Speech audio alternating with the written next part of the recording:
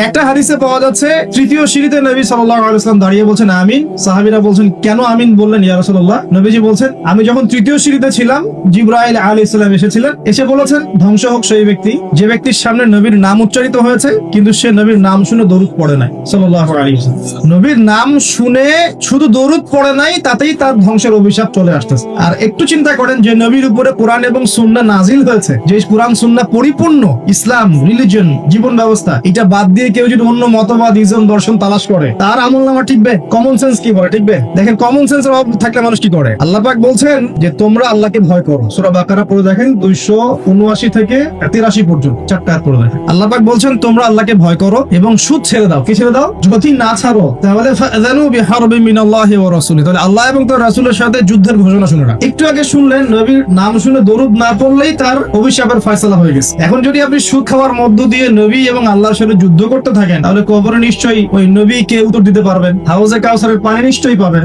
শাফাত অবশ্যই পাবেন, নাকি? এগুলো কমন সেন্সের বিষয় না? সাধারণ কমন সেন্স। যদি নবী সাল্লাল্লাহু আলাইহি ওয়াসাল্লামের শানে জাস্ট দরুদ না পড়লেই এমন হয়, তার কথা সাল্লাল্লাহু আলাইহি ওয়াসাল্লাম তার কণ্ঠস্বরের উপরে গলার ভয়েস উঁচু করলেই এমন ধমক চলে আসে, তাহলে সেই নবীর সুন্নাত, সেই নবী রেখে যাওয়া দ্বীন ইসলাম মানে কোরআন এবং সুন্নাহর বাইরে গিয়ে চললে পরকালে আমি পার পাবো চিন্তা করাটা বোকামি না?